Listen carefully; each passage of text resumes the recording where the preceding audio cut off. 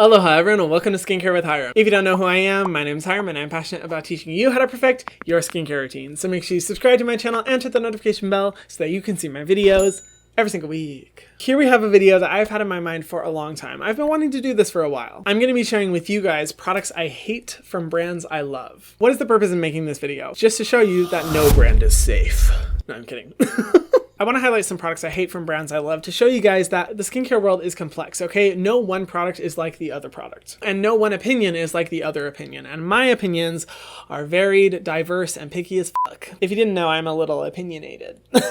I know, it's super hard to tell. I have my very strong opinions about skincare, and I always go by ingredient lists because ingredients will determine whether or not I like a product, not necessarily a brand. Now, don't get me wrong, there's so many brands out there that I absolutely love, that have so many good products, but just because they're a brand that I love does not mean that every single product will align with my personal philosophy on skincare or that I love the experience of using every single product. And there's been a term circulating out there, Hyram approved, that, you know, I love. I think it's a really fun term because you guys have created it to kind of help navigate which products I do like and which products I don't like. And I think that's amazing. I love that so many of you guys do share my personal skincare philosophy and are looking for similar brands that I like. And I've seen you guys talk about Hyram approved brands, but just because I approve or love a brand does not mean that every single product from the brand is amazing or falls in line with my personal philosophy. So I want to highlight some products I hate just for fun to kind of show you guys that yes, there are products from brands I love that I don't like. And I don't need to say this because I know you guys are an intelligent audience. You guys know I ride hard for brands that I love. But you know, I have to make the disclaimer, just because it doesn't work for me doesn't mean it won't work for you.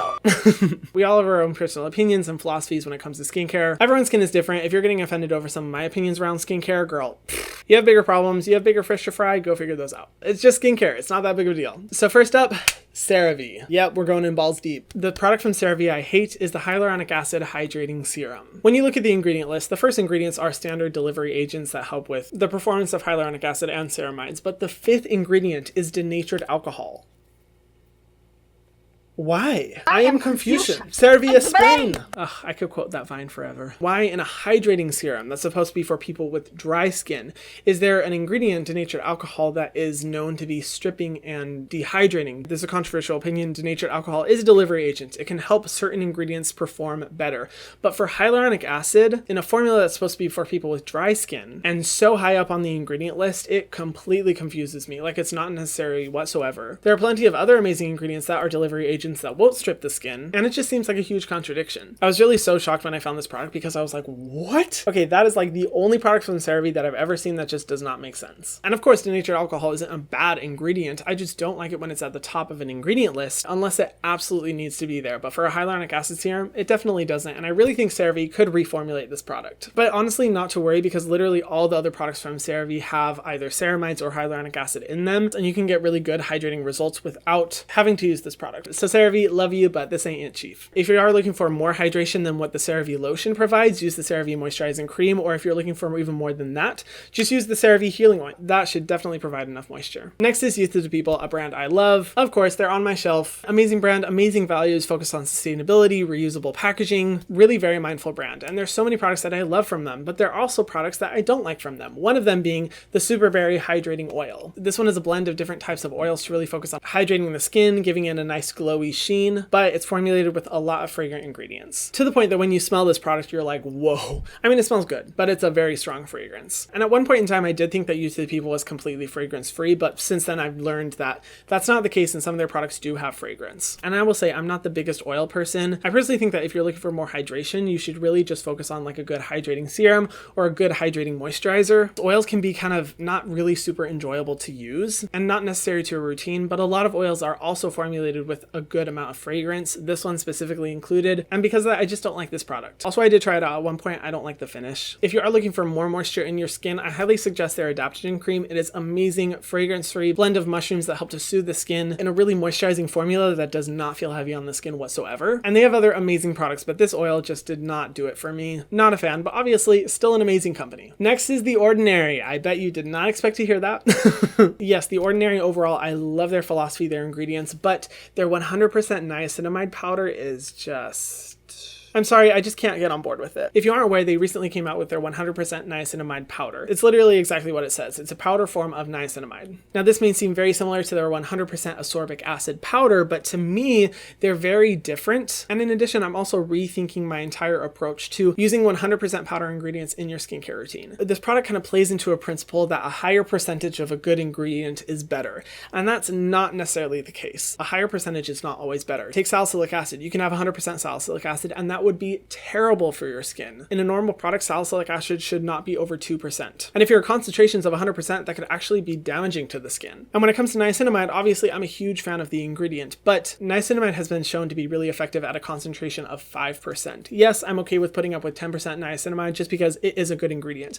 But when you're getting into the 100% range, it gets a little risky and you could see some sensitivity issues. Now, in the past, I have really liked their 100% ascorbic acid powder, but the difference is that ascorbic acid is very unstable when exposed to water or light and air. And I love ascorbic acid, but it's so unstable and goes so bad so quickly in the majority of formulas that I very rarely find a product I actually like with ascorbic acid. And using a tiny bit of the powder mixed in with my moisturizer, to me, was a way of being able to comfortably use stabilized ascorbic acid. The weird thing though is that niacinamide is very stable in the majority of formulas. You can pretty much add niacinamide to any formula, and most of the time it will be completely stabilized. It doesn't have that same stability issue as ascorbic acid. And finally, the reason why I'm kind of drifting a little bit away from 100% powders is because inevitably you are playing chemist, and if you use a little bit too much of a specific ingredient, it can increase the risk of sensitivity and irritation within the skin. And nearly every single chemist I know has said do not use the 100% niacinamide powder because the risk associated with it, and I have to listen to them. So that's why I just don't like that product. I don't think it's necessary. You can use their niacinamide serum and see great results, and I'm sorry, I just would not recommend this product to anyone. Their niacinamide serum is literally one of my favorite products of all time. Just use that when it's set. This is heating me up so much, my eyes are getting red.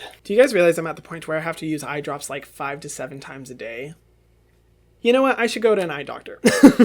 I think it's time. The next brand is Purito. I'm constantly talking about their sunscreens. They have such innovative, incredible formulas, but their Snail BB cleanser, nope, nope, nope. It's actually funny. I discovered the majority of Purito products from a sponsored video that they did. I had already used a few of their products. I loved them. And back when I did a sponsored video with them, they told me that they wanted like an entire line review, me reviewing as many products from their line as possible. And one of the products that I used from them was their Snail cleanser. Now, I love Snail mucin, but the third ingredient in this cleanser is sodium lauryl sulfate, and it's formulated with fragrant ingredients. And when I used it, my skin really felt stripped, which is ironic considering that Snail mucin is usually supposed to be really focused on hydrating, moisturizing, conditioning the skin. And that's the exact opposite of what this cleanser did. And I remember I used this cleanser and they had asked for a full brand review, and I was like, just letting you know, I'm going to be brutally honest in the sponsored video. I'm not going to glaze over anything, and I am going to talk about how much I dislike this cleanser. And they were totally cool with it, which I really respect. But yes, I don't like this formula whatsoever. It's definitely a product that I think they kind of failed on, and they really should reformulate without sodium lauryl sulfate and maybe with a little bit less fragrance and a more hydrating formula. So, you know, I don't like this product, but I have to say props to Purito for being cool with me being completely honest in sponsored videos. I mean, it really helped me set a precedent and a standard to approach that with every single sponsored video I do. This was a long time ago. For me to be able to confidently say to brands, hey, if I'm going to talk about this product, you have to be okay with me being brutally honest. And I'm really grateful for that because it's allowed me to be completely honest in all of my sponsored videos from then on. So thank you, Purito. Also, forgive me, I don't have the products with me. I am kind of living in the middle of 2 locations right now, which is disorienting to say the least. Next is CRAVE Beauty. Yes, my beloved CRAVE Beauty, whom I stan forever. Leah Yu, the founder, is incredible. The Great Barrier Relief right here, beautiful product, but the product I don't like from them is their Oh So Simple water cream. Now, I do want to say the reasons why I didn't like this product, but I also want this to be a little bit of a redeeming video because I did make an entire video dedicated to this product when it first came out. I didn't like this product because it really didn't provide a lot of moisture, nor did it work for my oily skin. It was kind of a product that I liked the philosophy of, but in terms of actual formulation, I don't know, I just wasn't personally impressed. The heavy focus on the marketing was that the product was less than 10 ingredients, which I disagreed with at the time because I didn't feel that products should be marketing by how few ingredients they have, but more so the quality of the ingredients that they have. And overall for the ingredient list, I just felt it was a little bit expensive for what it provided. And yes, I really didn't like my experience with that product. However, since making that review video, I was corrected on multiple things. One of my complaints was that the focus of the product is that it is formulated with a high concentration of oat. But when you look at the ingredient list, oat is near the bottom of the ingredient list. And when I saw that, I was like, dude, what the hell? But I was corrected because due to US ingredient guidelines, oat is ingredient ingredient that can be FDA regulated, and in some products you have to disclose, similar to sunscreens, the percentage. And to get FDA regulation is extremely complicated, very expensive, and very time consuming. And even though it had a crazy high concentration of oat and oat water, it wasn't able to be shown in the ingredient list. It's like super complicated, okay? I wasn't even able to fully understand it, but I do realize I was wrong about that and that it actually does have more oat than I thought. Also, I realized that this product really wasn't meant for people like me. It was meant for people who have crazy reactive skin, can't use any other product because their skin is so sensitive, and just want the bare bones basic functionality of a moisturizer. So even though, yes, I did not like it and it's my least favorite product from CRAVE Beauty, I have since realized that not everything is about me.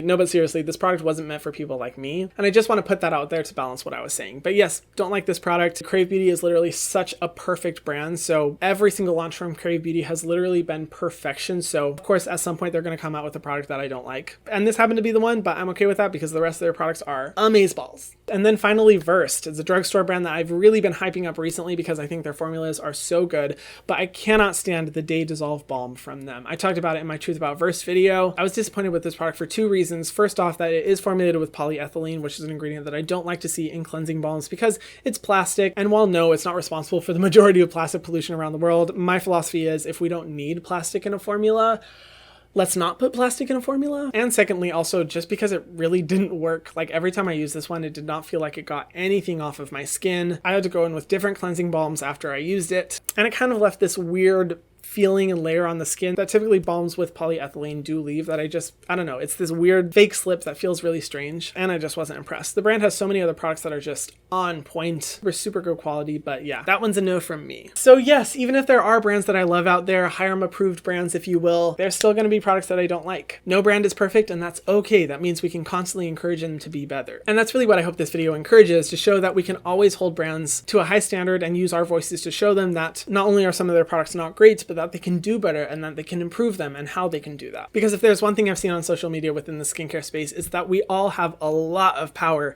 in determining where the market goes and the decisions that brands make. And I think that's incredible. What do you guys think of these products? What do you think of these brands? Do you agree? Do you disagree with me? Let me know because I would love to hear your opinions if they're as spicy as mine. And if you haven't already, be sure to subscribe to my channel and to the notification bell so that you can see my videos every single week. And I'll see you guys in the next one. Mwah.